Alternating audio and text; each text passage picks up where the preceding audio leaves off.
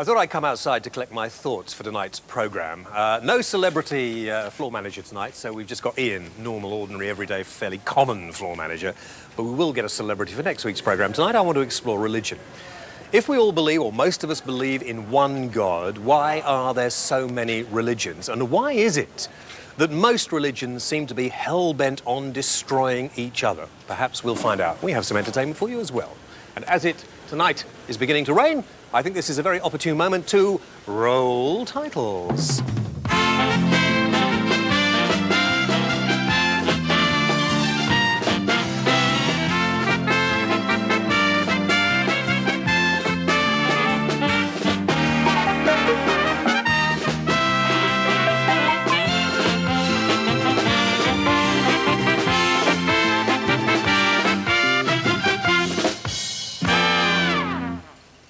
Okay, so let's go in the warm, out of the rain. Hope it's quite dry wherever you are tonight.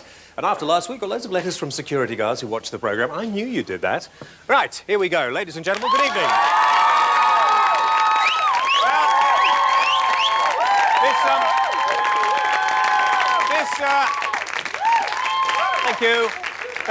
Thank you. This enthusiasm, you don't get much of this in churches now, do you? Not an awful lot of this in churches. Please, ladies and gentlemen, welcome my guests this evening. No round of applause, let's get straight into it. Let me introduce you to, first of all, Dr. Zach Badawi, who is here. You can ripple applause as we go through the names. A lady who is the editor of the Jewish Chronicle. Columnist of the Jewish Chronicle. Economist of the Jewish... Columnist. Columnist of the Jewish... I wanted to... Just a minute. No, that's not it. Also now well-known television celebrity and putting the Jewish side of things tonight, because we couldn't get a rabbi. We couldn't afford to get a rabbi tonight. Miss Vanessa Feltz, broadcaster extraordinaire. The Archdeacon of Aston, John Barton. Welcome to you. Thank you. And I wrote this down hurriedly. Christine O'Dean. No, Christina O'Donnell, but don't let it worry you. Christine O'Donnell. I'll just write that down. Is that an American accent I hear there? It's an American accent, but I'm Italian. An American-Italian accent. What better combination could you get for a programme? And I thought we were going to be a little stuffy tonight. We're not going to be stuffy at all. And Christine, or Christina, must be Christina, is the editor of the Catholic Herald. Okay, and we have a number of invited guests in the audience. Let me first of all start, because I suppose recently, if I get any laughing in the audience, I'll throw you out, okay? No messing around, you'll go. I'll tell you when you can laugh, and now is not a good time. Let me start, Christina, with you. The Pope's cyclical, is that the right... encyclical? Encyclical that has come out seems to prove, to me anyway, I'm not a Catholic, seems to prove to me that the Catholic faith has become even further from what most people's normal, ordinary, everyday lives are. No, I think that that's misinterpreting the Pope. I think that what the Catholic Church is doing is setting up very high ideals for us all to live up to. And it's saying to, because this encyclical was addressed to the bishops of the Catholic Church, and it's saying to them, look, when you're going to teach Catholicism to the man in the pew, make sure that you keep black and white rules. And make sure that he knows that he's supposed to be very, very good. And not to think that because he meant to be good, but then haphazardly sinned, he's going to be forgiven. He's not. He's not. There's a lot of sin in the Catholic Church. It seems to me that you're not really happy unless somebody's sinning somewhere. I'm very happy. I'm You're not very sinning happy. too much. I mean, if there were no sinners, there'd be very few people in the Catholic Church, surely. But I think religion is about sinning, and it's also about striving for the very, very best. And that's, you know, that kind of tension is dramatic and exciting and can offer, you know... John, I saw your sort of little smirk come over your lips there, John. And I can call you, I don't have to call you Arch Thingamabobby, do I? Okay. Certainly not. Why is there? There seems to be so much of this, you know, there's so much, what's the word for all the rigmarole and all the... you know, the sort Do you mean of the formality of church formalities services? and all this sort of thing that seems to me to be in a lot of people's mind, that is the religion. No, well, it shouldn't be. That's merely the externals. The heart of all religion is the relationship of the believer with God. And the means to that, you can use beautiful means. You use the best sort of sounds you can, the best music you can, beauty you can. Nothing is too good for God. So why, I mean, you on the Church of England, you don't sort of, you're not too heavy on the sinning, not as heavy as the Catholics on sinning. Oh, don't you believe it? In every public service, we insist on there being a confession, and we encourage people privately to say their confession to God when they've sinned. Not in order to dwell on it, but in order to get it out of the way. Why do you think it is that all the religions of the world find it almost impossible to get on? I mean, because what you're saying, the two of you there sitting, smiling sweetly, it looks as if, you know, why should Catholics and Protestants have any problems? Let me test something. I haven't had long discussions with my friends here. Two of us are Christian, one Jew, one Muslim.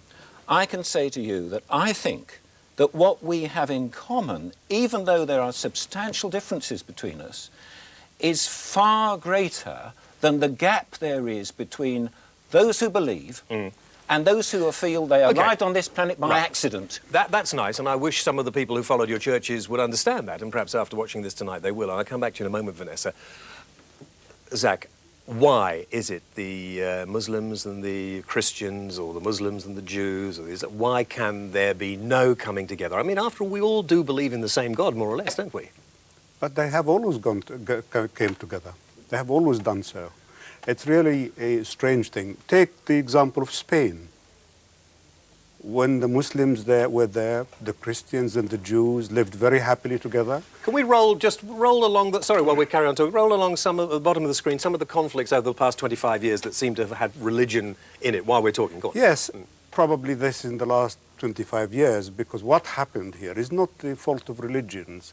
It is rather the fault of the politicians who really were not inspired by religion at all, who use religion rather than actually act upon it. Why don't the political leaders of certain countries, I mean, we can all think of some of the fanatics in the Muslim world, and they're fanatics in the Christian world as well, so I'm not blaming one or the other.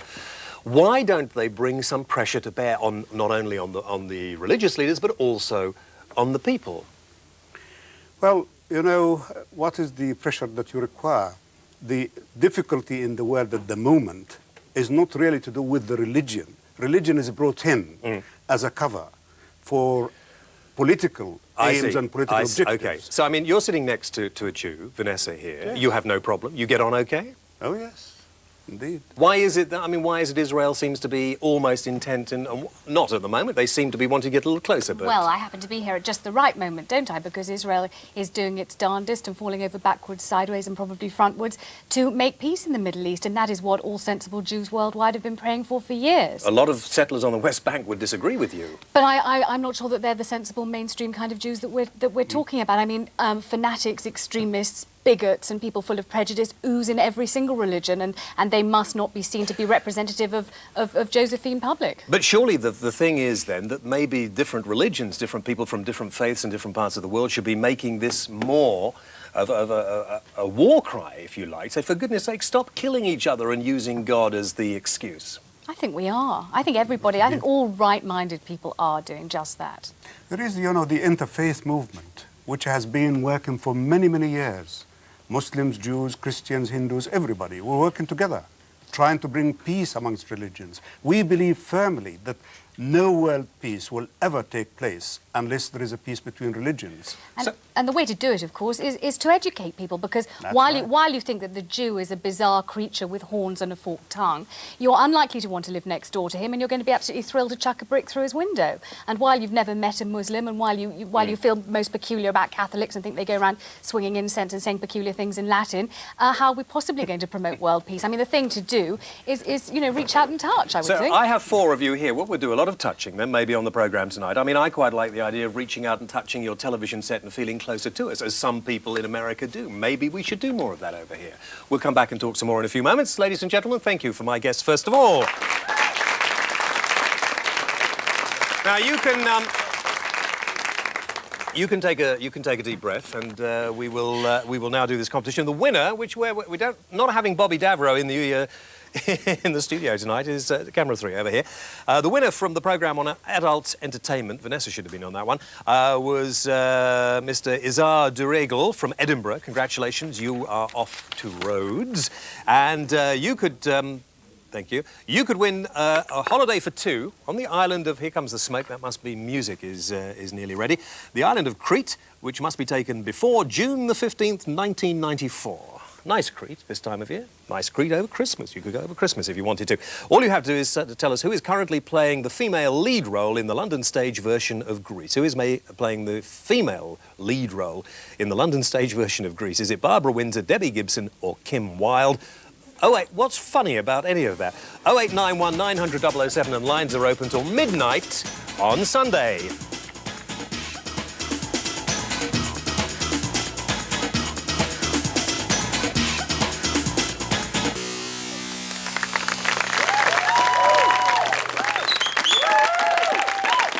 OK, now, music from Jonathan Wells. Jonathan appeared on the programme some weeks ago. We've got him back. He is terrific. And this is a song from him. It's called The World Keeps Turning.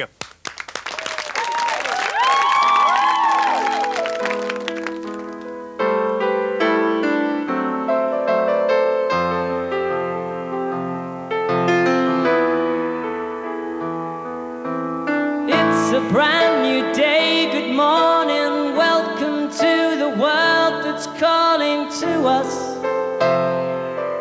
I wake in a daze. Children passing by the window wave to me and smile. Their mothers are calling. Papers delivered to me.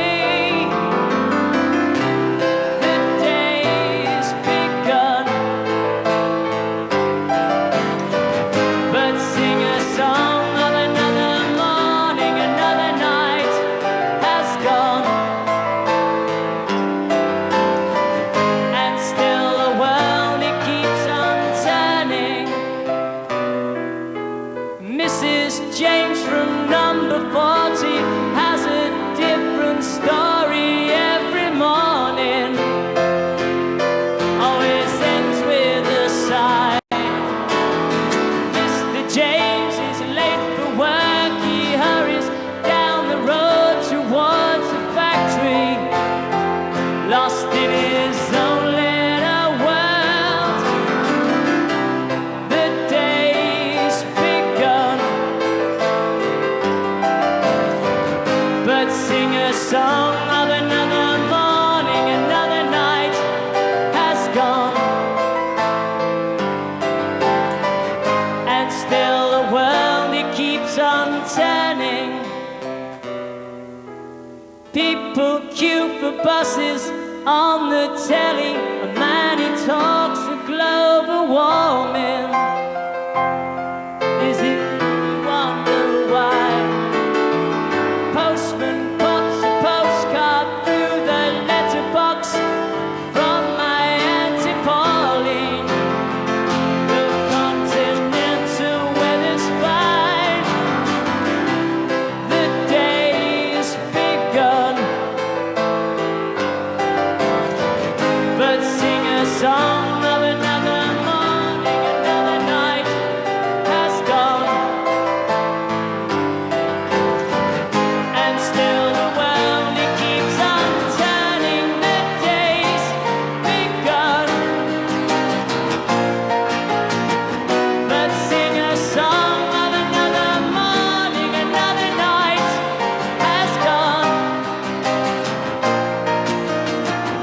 And still the world, it keeps on turning. The day's begun. But sing a song of another morning, another night has gone. And still the world, it keeps on turning.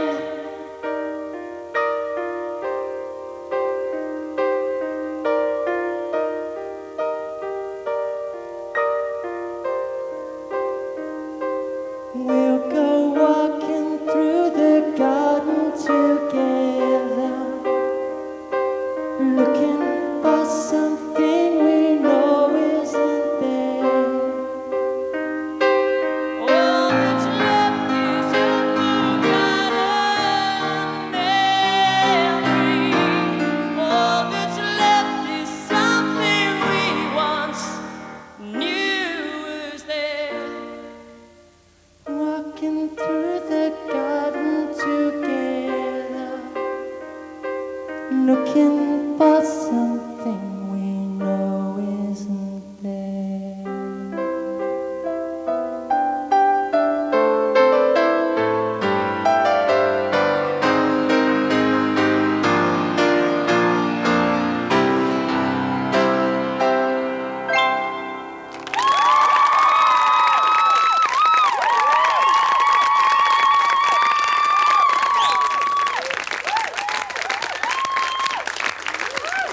You know, Jonathan, the fascinating thing about that was you could have heard a pin drop in here, and I was wondering whether we're going to get sweet papers rattling or anything else. That was great. Thank you very much indeed. And Jonathan's back later on in the programme. Before we take the break, this week's competition for a holiday for two people on the island of Crete. All you have to do is tell us who is currently playing the female lead role in Grease in the West End. Barbara Windsor, Debbie Gibson or Kim Wilde. 0891 900 007, and the lines are open till midnight on Sunday. Come back in a couple of minutes.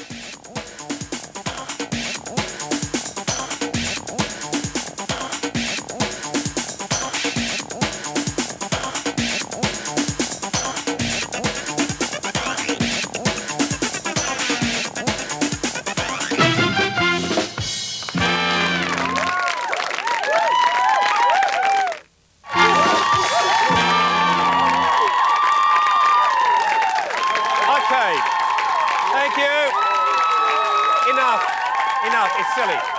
No, please, it's enough. It's silly. It takes our time away.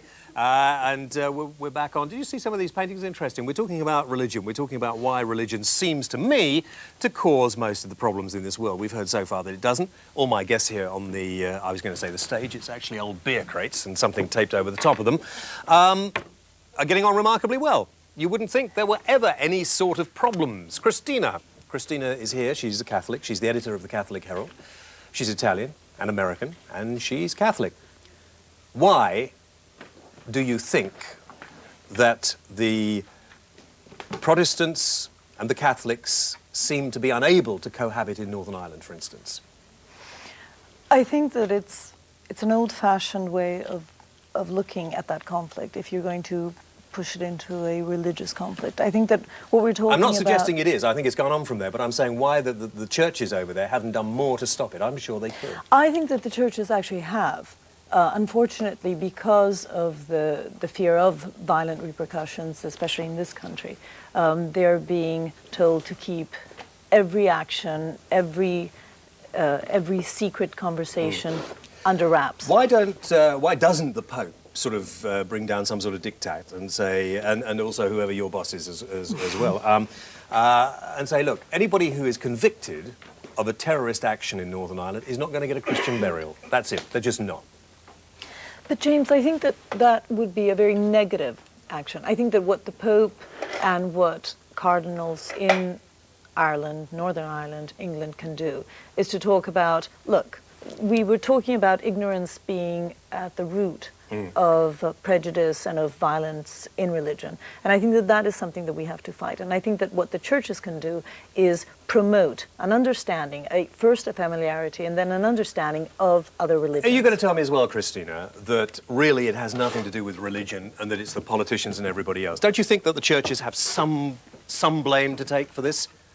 I don't know. Where do you think that the churches went wrong in Northern Ireland? Well, I'm moving on from Northern Ireland. You've told me you don't think there's anything they can do there. But what about other areas around the world? Don't you think the churches are responsible? Or do you believe that it is just really man misusing the word of God?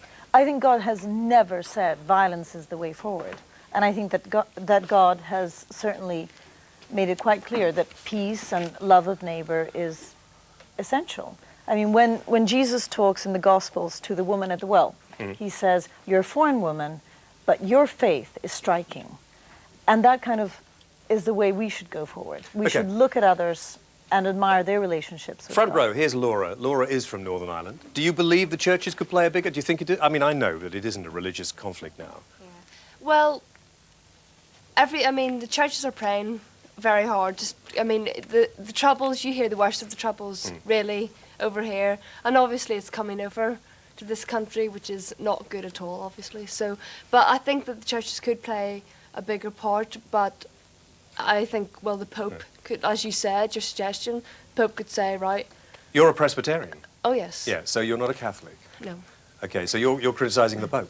You see, this is the first little bit of criticism we got coming in here. Here we go. I mean, you know. No, I'm not criticising, I'm just saying that your suggestion, what you said about no Christian burial if they kill someone... Would you think that was a good idea? Not bad. Yeah? What about, we've got Father Kit Cunningham over here. I don't want to keep it on Northern Ireland. This will be the last word from you, Father. Well, basically what I'd like to say is this, that Man, after all, is born in original sin. And we know, after all, that man's life is, in fact, a fight between good and evil. Now, unfortunately, it's not something that you just carry through life and hope that, you know, things will be all right with you. It's obviously related, in fact, to where you live, in fact, to your history and everything else. So it is unfortunate that religion does, in fact, seem to be at the root of Are you telling many me of that these it isn't? contexts. Are you saying that religion really doesn't have any part to play, that it isn't responsible? No, I wouldn't altogether say that. But because you can't separate a person, a human being, you can't divide them up.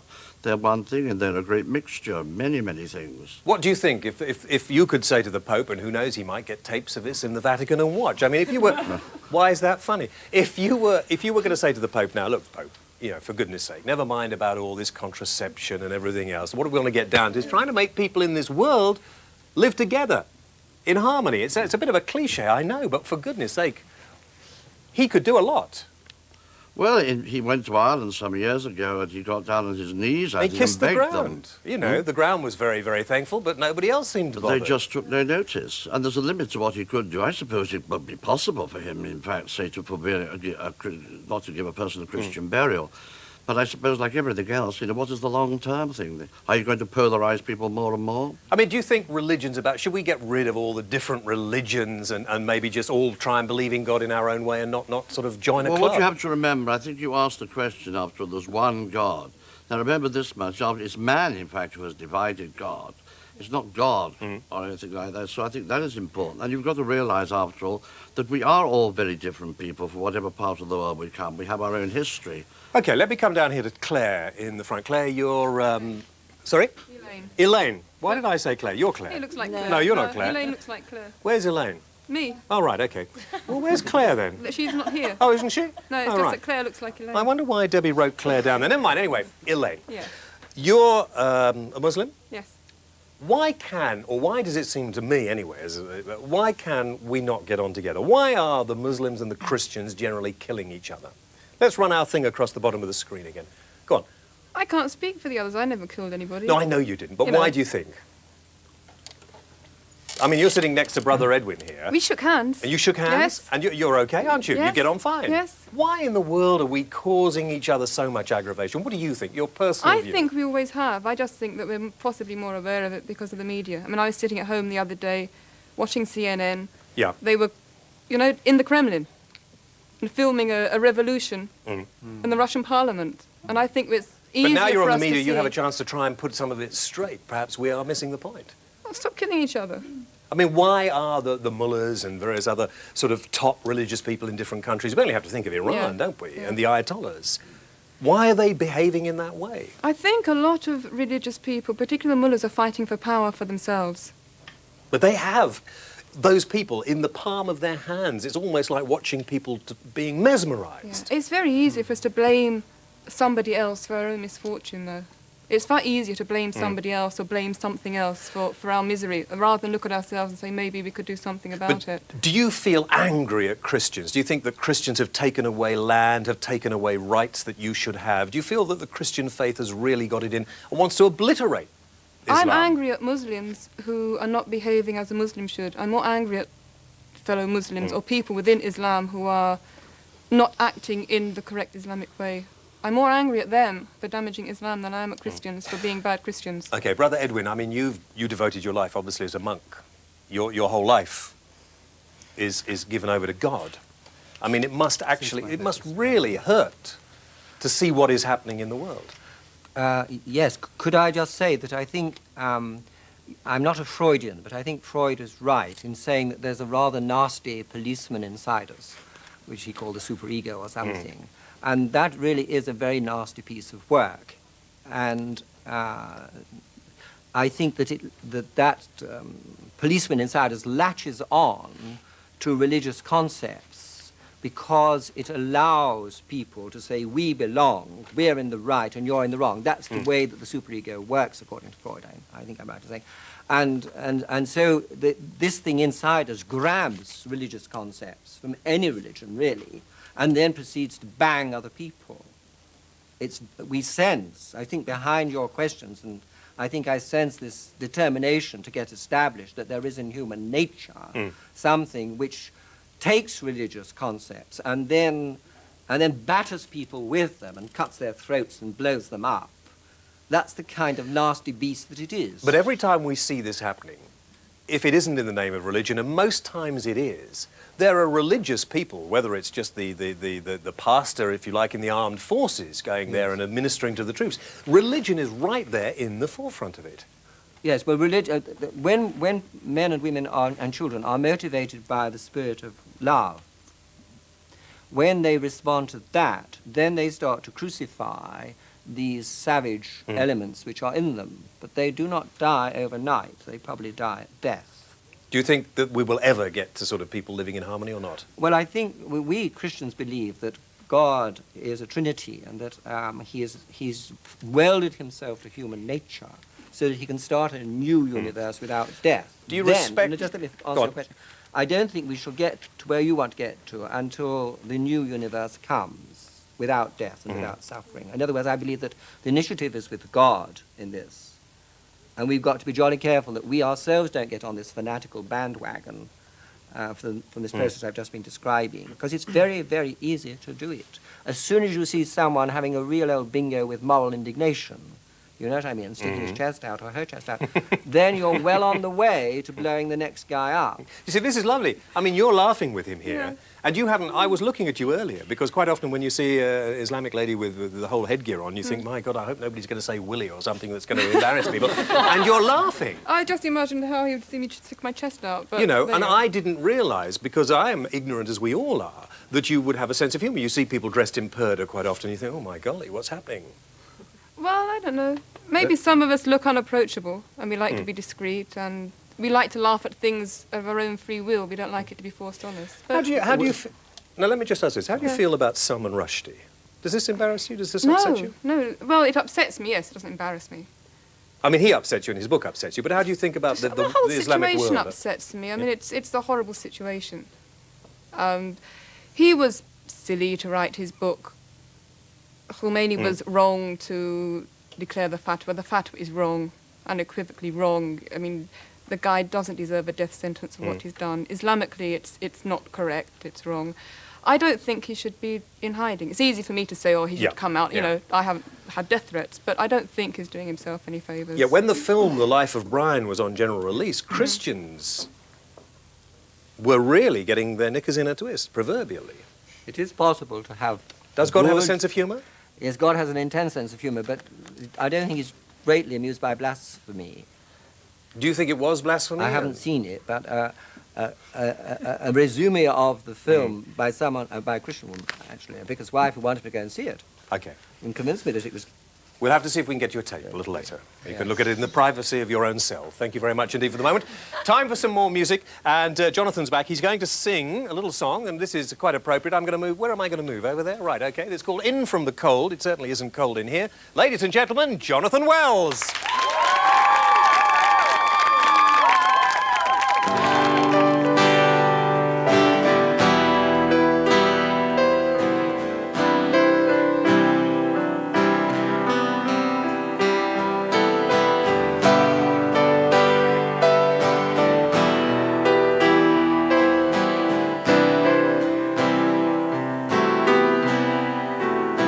You can smile, you can talk to me, but I see something others don't see. You carry a weight that should be shared. In this brave new world, there's people still running scared, waiting for a sign to love you. You know me, you know that I love you.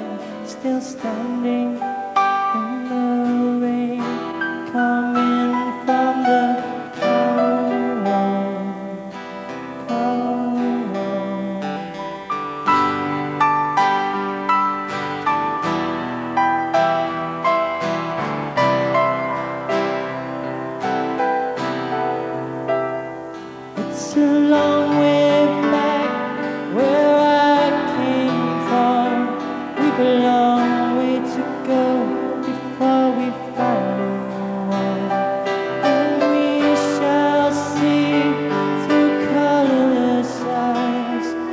shall paint a picture without the cultural ties.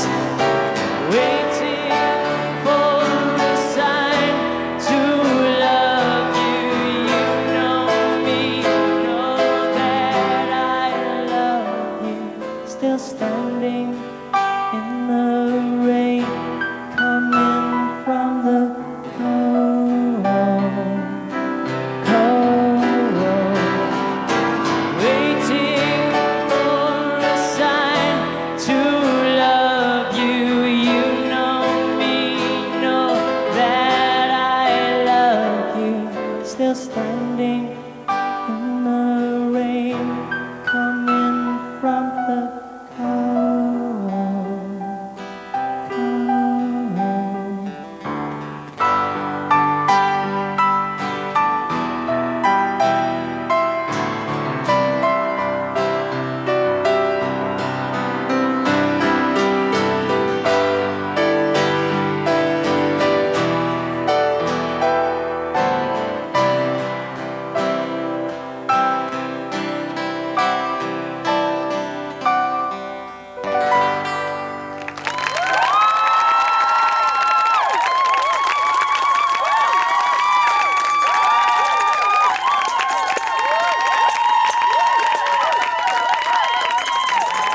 Thank you. The nearest I got to playing music on the programme so far, Jonathan Wells. And who accompanied you, Jonathan? We didn't give him a mention. Who's on? Stephen Large. Stephen Large. Well done, Stephen. Great. Thank you very much indeed. That was called In From the Cold. Is any of this released yet or not? No. No? No. Have you not got a record company interested? Interested, but none of them have signed. What is yet, wrong no. with them? I don't know. If you could do it rap version or maybe a bit of Yeah. sort of, you know, electronic stuff in there or... Exactly. Dance? Could you do a dance mix of this? We could do it, but I'm not willing to sell out. I'd just rather just play guitar and write songs. Good. Thanks very much indeed. Yeah. Okay, Vanessa. Vanessa wants to say something. That guy on keyboards looks like Keanu Reeves. Better.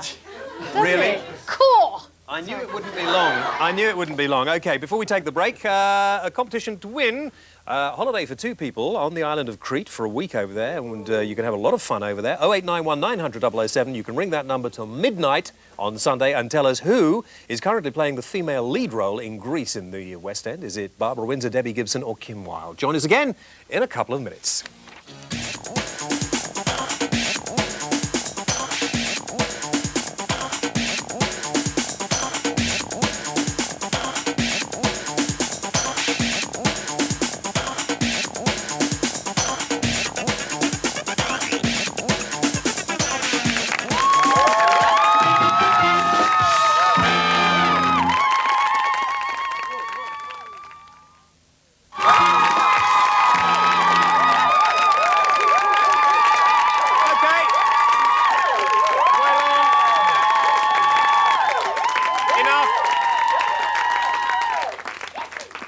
Thank you. A reminder, here we are, a reminder back here. It's like radio, this, isn't it? OK, there we are. That's fantastic. Right, that's the address. You want to come and be in the audience. If you want to come and do something on the show, we're looking for the next Charlie Chuck. That's the address to write to. Wail on. Mike Mansfield TV. His name is bigger than mine. We're going to have to do something about that. 5 to 7 Carnaby Street, London, W1V1PG. Write to us here if you want to appear on the programme or be in the audience. Good. Right. Now, during the break, I was interested to see that my guests up here of differing religious beliefs were beginning to niggle each other. Not very much. They were swapping phone numbers and everything else, and they were sort of just a little indignation came in. Let's go back to the Archdeacon, John. We haven't had much of a word with you. Here you are as our highest serving C of E. Or, what do you like to be called? Protestant? C of E? Does it matter or not? Church of England is Reformed Catholic, so Yeah. it's sort of half and half. I see, half and half. And you and Christina is the Catholic side of this here while we were talking.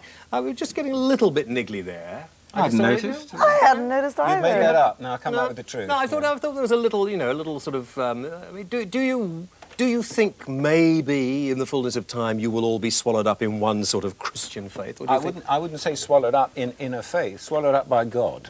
And our aim has got to be Christian unity. That isn't something we choose, that is something which is Christ's own demand of his followers. And the fact that we are divided means that things have gone wrong and we've got to put it right. Do you blame yourselves?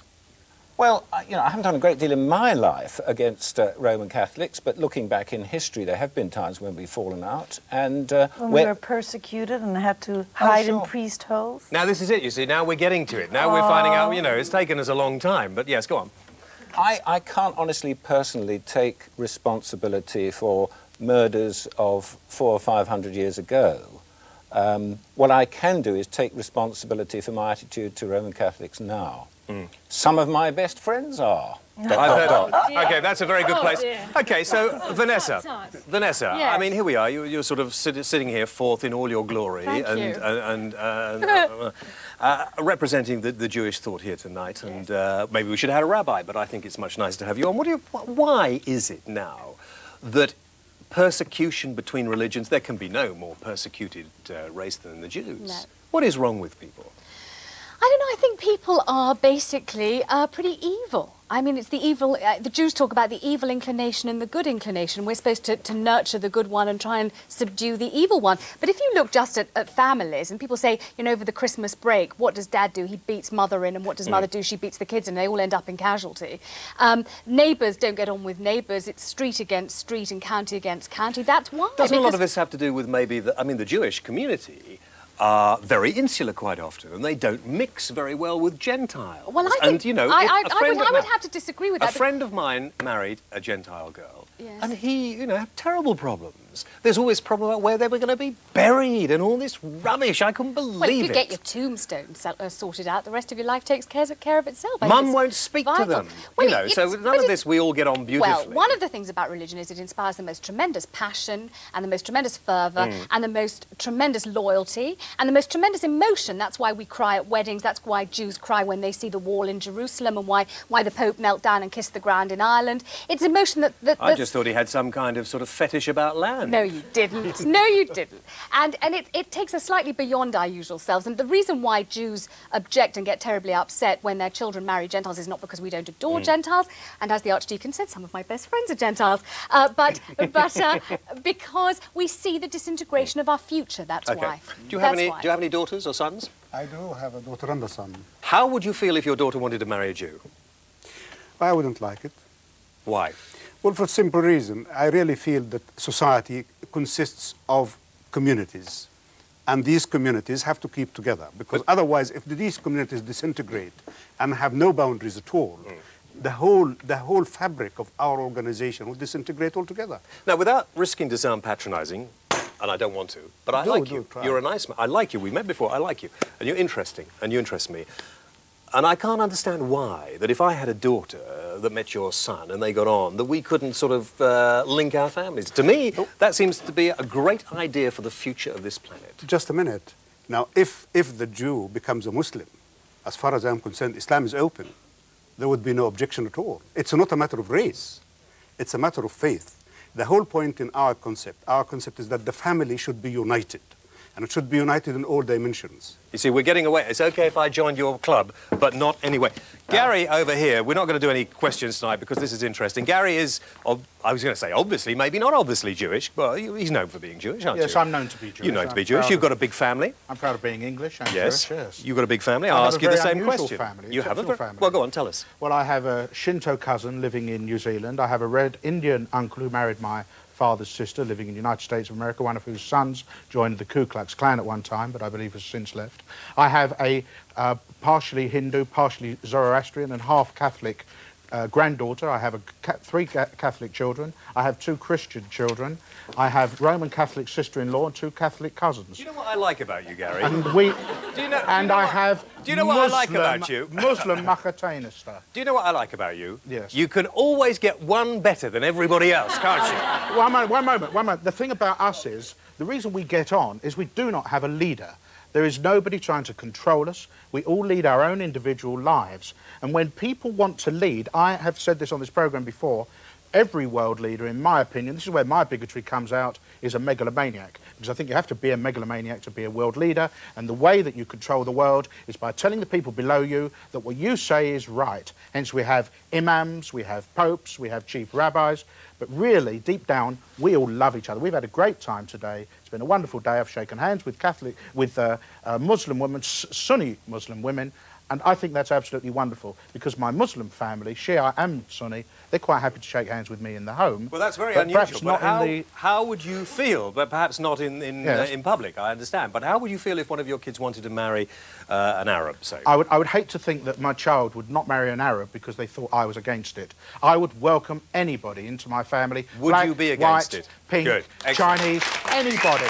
I want my children to have some of the happiness I didn't have when I was younger, and to give their children the happiness that the majority of the world seems to be denying its children. Steve, you're a Muslim. Why is there this aggravation? I mean, how would you feel, first of all? Could you marry out of the Muslim faith? Could you have friends? Well, you have friends out of the Muslim faith. Could you marry? I can convince him or her. I can convince one of them to be my friends, and I can bring them to my faith, to my religion, and we're one. I mean, Christianity was late in going to sort of the African continent, wasn't it? And some people in Africa say if it hadn't been for the Christians and for some of the other people who went over there, and I mean, we've got Kit sitting behind you. I mean, let's talk about the sort of things that the Catholics went over and the Christians went over to do in Africa. Do you think you would all be happy, and would the world be a happier place if Christianity had never gone to your continent?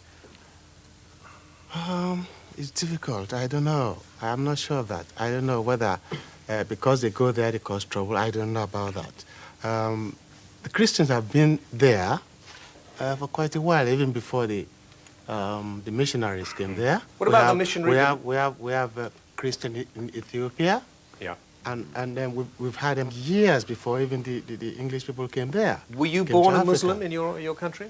I was in the middle. You were in the middle? Yes, I was. So was there power on both sides to get you as a member? That's right, that's right. I was in the middle. And fortunately, both of us, Muslim and Christian in my family, there's no discrimination at all. That's excellent. There's no discrimination at all. But Zaki over here, of course, and I mean, let me talk to Kit too. I mean, how would you? I know you Catholics. Can I just say about this gentleman in front of me? There's certainly solidarity in numbers, and maybe because he has just so many veritable United Nations there, they obviously do get on well together. But what I think one has to realise, in fact, and some of the good Muslim over there talked about the question of communities, and particularly perhaps marriage. Religion is so important that there has to be some sort of identity.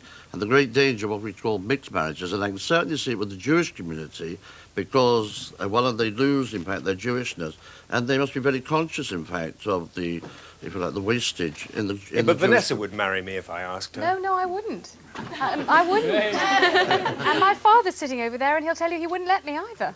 Why? My daughter, thank God, and it's a Jewish God, I thank, is happily married, and only metaphorically. She's married to the stereotype of a Jewish doctor, almost a surgeon. So how could you possibly suggest something? Okay, we're going to have an affair, all right? We're going to have an affair. He won't mind, will he? Anytime. Okay, why would you worry if your daughter, your lovely daughter, had married a Gentile or maybe a Muslim? Would you have worried? Or I'd worry very considerably about it. I think we've got the crux of it here, isn't it? None of you can flipping get on really at all. It's nothing whatsoever to do with getting on. It's to do with being different and being possibly proud of it and the history of it. And I think the kind of observations which have been made generally this evening tend to create a kind of amorphous religious blancmange with no content whatsoever. If we have different religious characteristics, I think we should sympathise with other religions, but nevertheless they should be recognised. We've got a little conflict in Jew here, Jew against Jew. I don't consider this gentleman a Jew. He's got so many relatives from other religions. But, he doesn't know anything about me. No. He is prepared He's got a nice shirt, but other than that, I don't he's prepared to actually attack my belief and the beliefs of my family.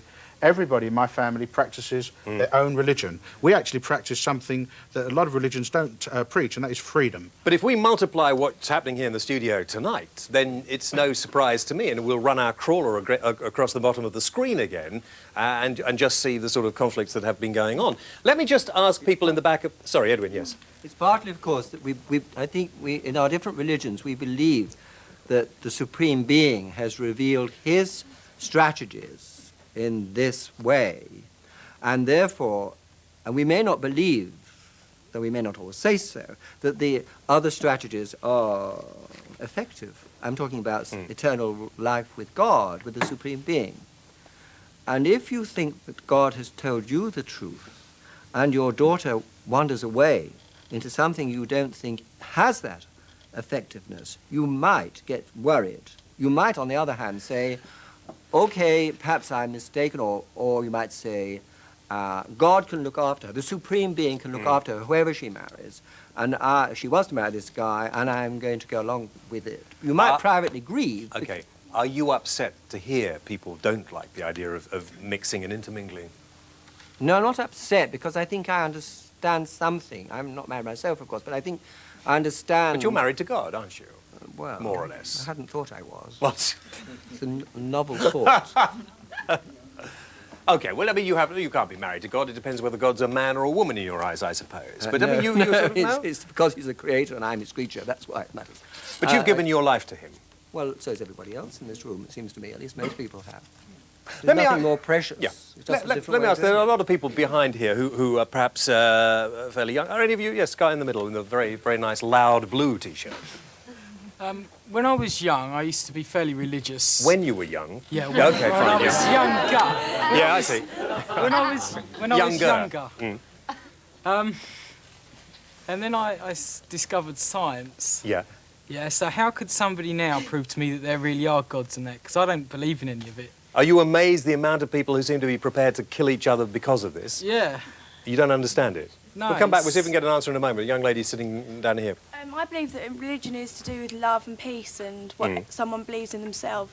But I sometimes find it hard to think that how can there be a God when there's just so much bad and everything like that. Yeah. Okay, one guy just behind there. Hand up, yeah. Yeah, what I believe is that God introduced himself around different parts of the world differently. That's why everyone has different religions, but I believe there's only one God. And they're all worshipping in different ways. And everybody's fighting each other, do you know? Yeah. I mean, do you think that the people who are fighting need to sort of... I mean, you've seen what's happened in the studio tonight and how people want to keep their own religion separate. Yeah, I believe that, well, really, they should talk amongst each other because all this thing that's going on is really stupid because it's all the same God, they just... How many people actually believe in God here in the audience tonight? How many of you believe? How many of you regularly go to church? Well, how many have never been to church in their lives? Put your hands up, not hidden. It's interesting, and I bet there are a few more. How many of you don't believe in God at all? I think it's a load of rollicks. Quite a few. I mean, because I wouldn't dare say that. I'm sorry, I couldn't believe that. But you don't believe in any sort of God at all? No. Do you feel sad? I mean, do you feel? Can you understand when people get so sort of manic that they're not worried if they're killed because of what they believe? I think it's very disturbing. Wouldn't you like to have a belief, though, something that you thought life was about, or there was a reason for life? Well, I did. For a long time, I did have a Christian belief, and then increasingly became upset by the fact that they talked about peace, but what they meant was it's okay if you agree with us, but otherwise it's hell, actually. Just lastly, this guy just down in the front here. As far as I'm concerned, every single race in the entire world is completely equal. And that's what I think. Yeah, that's what I think. Okay, thank you all very much indeed. Thank you for coming in. I'd like to leave one last word over here with John as a matter of interest, because somebody over here said that, you know, how could they believe in God when all this thing was going on? I mean, did you understand this? People are really disillusioned. Yes, my experience after 30 years as a parson, and incidentally I'm a convert to the Christian faith, I wasn't brought up to it. My experience is that more people are turned towards God through the experience of suffering than turned against him. And it is often the fact that if you want to know where God is, he's at the end of your tether. How many people were killed, really, by people who do not believe in God? Yeah. Okay, we'll leave it there. It's something that will continue on. Can we put that music down one moment? And where's the camera over here? We're going to be back next week with a programme. If you have any thoughts on what we've been discussing tonight, perhaps you'll get in touch with us. I can't find a bit. Oh, there we are, that's it. Perhaps we can find... why have you covered me up with it now? We'll be back... We'll be back next week with a completely different subject and something else and some all sorts of... But would you thank everybody for coming along tonight? Thank you for watching as well. Have a nice weekend. Bye-bye. Bye-bye, thank you!